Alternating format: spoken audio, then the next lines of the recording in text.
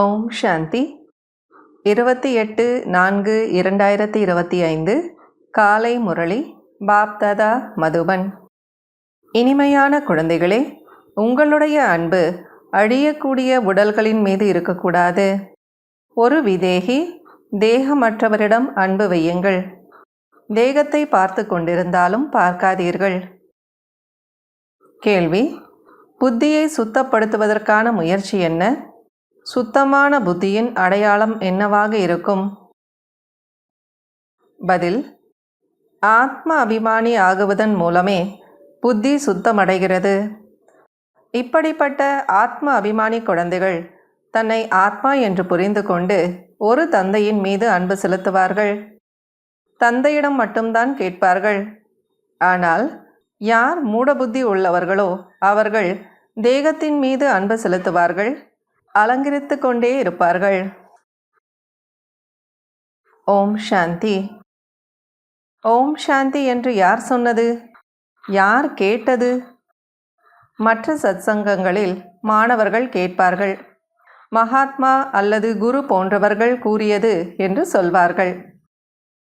இங்கே பரமாத்மா கூறினார், ஆத்மா கேட்கிறது. இது புதிய விஷயம் அல்லவா?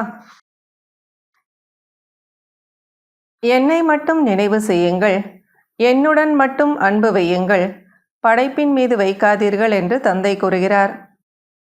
ஆத்ம அபிமானி ஆகுங்கள். என்னை தவிர எந்த தேகதாரியை நினைத்தாலும் அதை தேக அபிமானம் என்று சொல்லப்படுகிறது. இந்த தேகதாரி உங்கள் முன்னால் இருக்கலாம், அதாவது பிரம்மா பாபாவை சொல்கிறாங்க. ஆனால் நீங்கள் இவரை பார்க்காதீர்கள். புத்தியில் அவருடைய நினைவுதான், அதாவது சிவபாபாவினுடைய நினைவுதான் இருக்க வேண்டும். அவர்கள் சகோதரன் சகோதரன் என்று ஒரு பேச்சுக்கு மட்டும் சொல்லிவிடுகின்றார்கள். இப்போது ஆத்மாக்களாகிய நாம் பரமதந்தை பரமாத்மாவின் குழந்தைகள் என்பதை நீங்கள் அறிவீர்கள். தந்தை இவர் பக்கத்தில் அமர்ந்து நமக்கு ஞானம் கொடுக்கிறார். அதாவது சிவபாபா பிரம்மாவுடைய ஆத்மாவை பக்கத்தில் உட்காந்து நமக்கு ஞானம் சொல்கிறாங்க. சரீரத்தை கடனாக எடுத்திருக்கிறார். ஆத்மா இந்த சரீரம் என்ற வீட்டில் வந்து நடிப்பை நடிக்கிறது. நடிப்பை நடிப்பதற்காக தன்னை ஹவுஸ் அரெஸ்ட் செய்ததை போல இருக்கிறது. அதாவது யுவர் அண்டர் அரெஸ்ட்ன்னு சொல்கிற மாதிரி ஹவுஸ் அரெஸ்ட். அப்போது பாபா வந்து சொல்கிறார், நடிப்பை நடிக்கிறதுக்காக ஆத்மா வீட்டோட கைது செய்தது போல நடிக்குது அப்படின்றார் பாபா. சுதந்திரமாகத்தான் இருக்கிறது. ஆனால் இந்த சரீரத்துக்குள் பிரவேசமாகி தன்னை இந்த வீட்டில் வைத்து பூட்டி நடிப்பை நடிக்கிறது. ஆத்மா ஒரு சரீரத்தை விட்டு இன்னொன்றை எடுக்கிறது, நடிப்பை நடிக்கிறது. இந்த நேரத்தில் யார் எந்த அளவிற்கு ஆத்ம அபிமானியாக இருப்பார்களோ அவர்கள் உயர்ந்த பதவியை அடைவார்கள். பாபாவின் சரீரத்தின் மீதும் கூட உங்களுக்கு அன்பு இருக்கக்கூடாது, ஒரு துளி அளவும் இருக்கக்கூடாது. ராவண ராஜ்யத்தில் அனைவரும் மூட புத்தி உடையவர்களாக இருக்கின்றார்கள். தேக அபிமானம் இருக்கிறதல்லவா, துச்ச புத்தியுடையவர்களாக மாறிவிட்டனர். மூட புத்தி உள்ளவர்கள் தேகத்தை நினைத்தபடி இருப்பார்கள், தேகத்தின் மீது அன்பு வைப்பார்கள் என்று தந்தை கூறுகிறார். சுத்தமான புத்தி இருக்கக்கூடியவர்கள் தன்னை ஆத்மா என்று புரிந்து கொண்டு பரமாத்மாவை நினைவு செய்து பரமாத்மா கூறுவதை கேட்டபடி இருப்பார்கள். இதில்தான் உழைப்பு தேவைப்படுகிறது. இவர் தந்தையின் ரதமாக இருக்கிறார். அதாவது பிரம்மா பாபா சிவபாபாவுடைய ரதமாக இருக்காங்க. பலருக்கும் இவர் மீது அன்பு ஏற்பட்டு விடுகிறது. ஹுசைனின் குதிரையை எவ்வளவு அலங்காரம் செய்கின்றனர், அதுபோல. அதாவது பிரம்மா பாபா மேலே அன்பு வந்துடுது. அப்போது ஹுசைனுடைய குதிரையை அலங்காரம் பண்ணுற மாதிரி பிரம்மா பாபாவுக்கு மகிமை பண்ணுறாங்க அப்படின்னா அது பாபா புரிய வைக்கிறார். இப்போது மகிமை ஹுசைனுடையதல்லவா, குதிரையினுடையதல்ல. இந்த விஷயங்களை புரிந்து கொள்வதே இல்லை. நாம் ஒரு தந்தையினுடையவர்கள், அவர்தான் அனைத்துமே என்பது புத்தியில் இருக்க வேண்டும். இந்த கண்களால் பார்க்கக்கூடியது அனைத்தும் அழிந்து போய்விடும். இந்த கண்களும் அழிந்து போய்விடும். பரமதந்தை பரமாத்மாவை திரிநேத்ரி 3 கண் உடையவர் என்று சொல்லப்படுகிறது. அவருக்கு ஞானத்தின் 3வது கண் இருக்கிறது. திரிநேத்ரி, திரிகாலதர்ஷி, திரிலோகநாதர் என்னும் பெயர்களும் அவருக்கு கிடைத்திருக்கிறது. அதாவது 3 கண் தரித்தவர், 3 காலத்தை உணர்ந்தவர், 3 லோகத்திற்கு நாதனாக இருக்காரு அப்படிங்கிற பெயர்களும் சிவபாபாவுக்கு இருக்கு அப்படின்னு சொல்கிறாங்க. ஒருவர் மீது மட்டுமே பற்று வைக்க வேண்டும். வேறு யார் மீதாவது பற்று இருக்கிறது என்றால் தந்தையிடம் அன்பில்லாத புத்தி, விபரீத புத்தி இருக்கிறது என்றுதான் அர்த்தம். தந்தையாகி என்னை நினைவு செய்யுங்கள், இதில்தான் உழைப்பு தேவைப்படுகிறது என்று தந்தை எவ்வளவு புரிய வைக்கிறார். மற்றபடி நினைவுதான் கடினத்திலும் கடினமான பாடமாக இருக்கிறது. தந்தையுடன் நினைவின் தொடர்பு வைப்பதில் யாருமே புத்திசாலியாக இல்லை. பாபா சொல்கிறாங்க, பாபாவை நினைக்கிறதுல யாரும் புத்திசாலியாக இல்லை அப்படின்னு சொல்கிறாங்க. ஞானத்தில் எவ்வளவுதான் புத்திசாலிகளாக இருந்தாலும் நினைவில் இல்லாவிட்டால் அவர்கள் பண்டிதர்கள்தான். பாபா ஒரு பண்டிதரின் கதையை கூறுவார் அல்லவா? யாருக்கு சொன்னாரோ அவர் பரமாத்மாவை நினைவு செய்து அக்கறைக்கு சென்று விட்டார். பண்டிதரின் உதாரணம் கூட உங்களுக்காகத்தான்.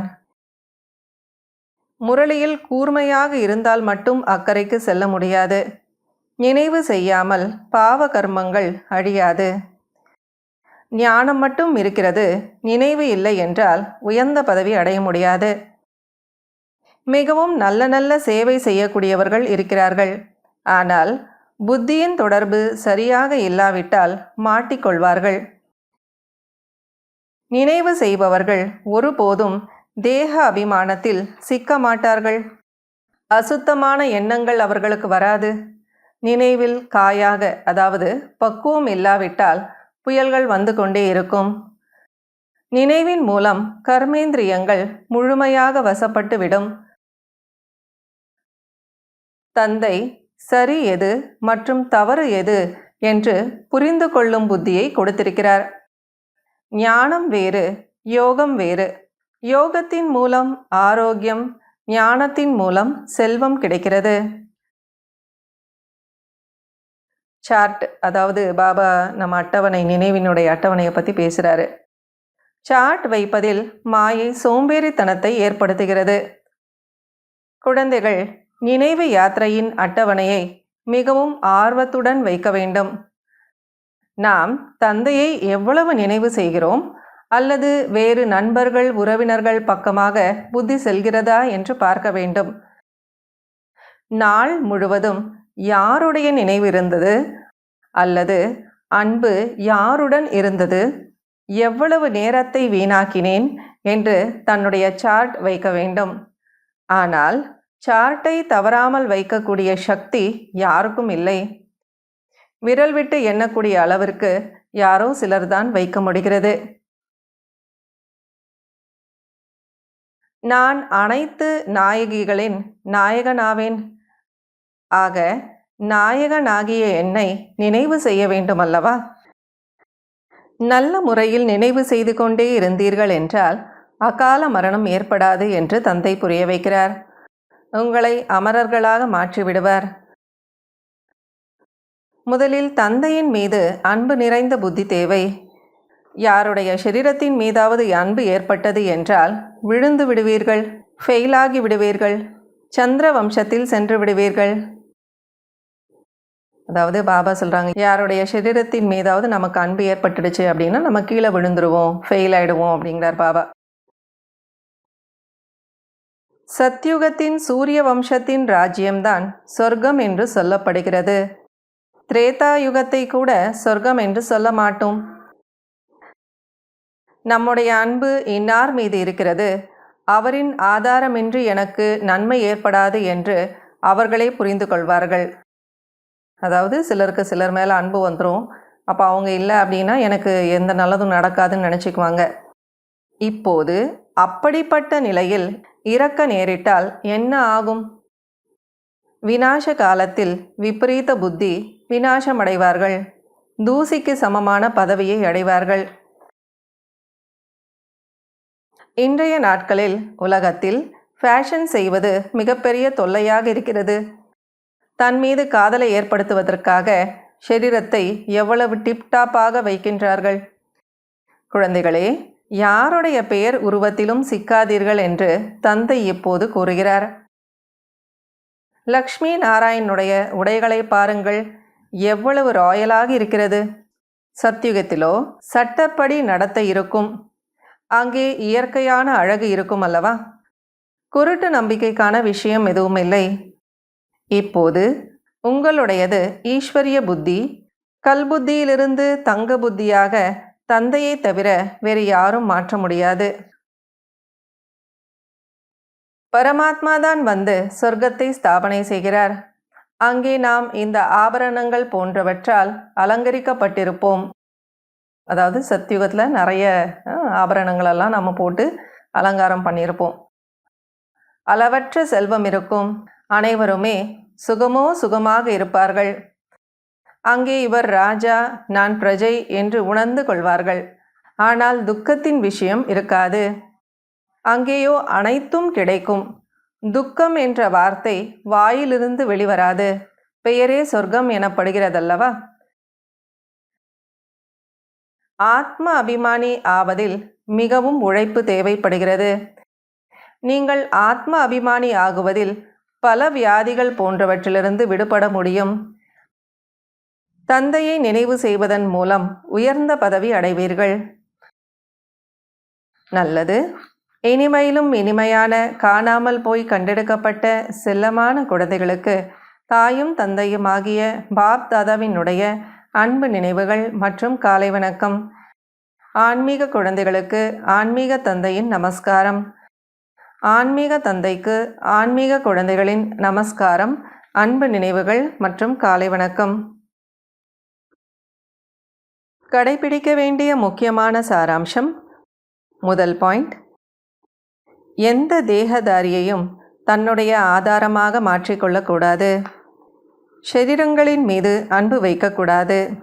இதயபூர்வமான அன்பை ஒரு தந்தையிடம் வைக்க வேண்டும். யாருடைய பேருருவத்திலும் மாட்டிக்கொள்ளக்கூடாது. செகண்ட் பாயிண்ட், நினைவின் சார்ட்டை ஆர்வத்துடன் வைக்க வேண்டும். இதில் சோம்பேறித்தனம் இருக்கக்கூடாது. தன்னுடைய சார்ட்டில் பார்த்து கொள்ள வேண்டும். என்னுடைய புத்தி எந்த பக்கம் செல்கிறது?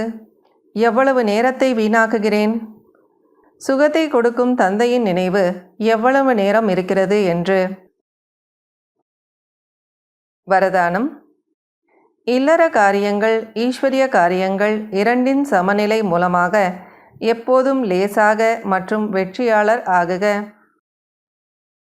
குழந்தைகள் அனைவருக்கும் உடலை நிர்வாகம் செய்வது மற்றும் ஆத்ம நிர்வாகம் செய்வது என்று 2 சேவை கிடைத்திருக்கிறது.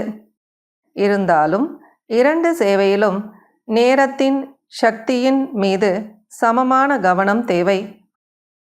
ஸ்ரீமத் எனும் முள் சரியாக இருந்தால் 2 பக்கமும் சமநிலையாக இருக்கும்.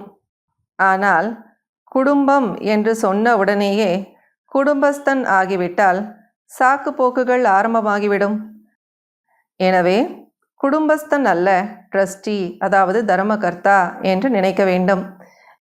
இந்த நினைவினால் இல்லற காரியம் மற்றும் ஈஸ்வரிய காரியம் இரண்டிலும் சமநிலை வையுங்கள். அப்போது லேசாக மற்றும் வெற்றியடைவீர்கள். ஸ்லோகன். முதல் டிவிஷனில் வருவதற்காக கர்மேந்திரியங்களை வென்றவராக, மாயை வென்றவராக மாறுங்கள். இன்றைய அவ்யக்த சமிக்கை. இணைந்த ரூபத்தின் நினைவினால் சதா வெற்றியாளர் ஆகுங்கள். உங்களுடைய சிவசக்தி இணைந்த ரூபத்தின் நினைவு சின்னம் எப்போதும் பூஜைக்குரியதாக இருக்கிறது. சக்தி சிவனிடமிருந்து தனியாக இல்லை, சிவனும் சக்தியிடமிருந்து தனியாக இல்லை. இந்த மாதிரி இணைந்த ரூபத்தில் இருங்கள். இந்த சுரூபத்தை தான் சகஜமான யோகி என்று சொல்லப்படுகிறது. யோகம் செய்யக்கூடியவர்கள் அல்ல, ஆனால் எப்போதும் இணைந்தே இருக்கக்கூடியவர்கள், அதாவது கூடவே இருக்கக்கூடியவர்கள். உங்களுடைய உறுதிமொழியே என்ன? அதாவது கூடவே இருப்பேன், கூடவே செல்வேன், கூடவே நடப்பேன். இந்த உறுதிமொழியை நிரந்தரமாக நினைவில் வையுங்கள். ஓம் சாந்தி.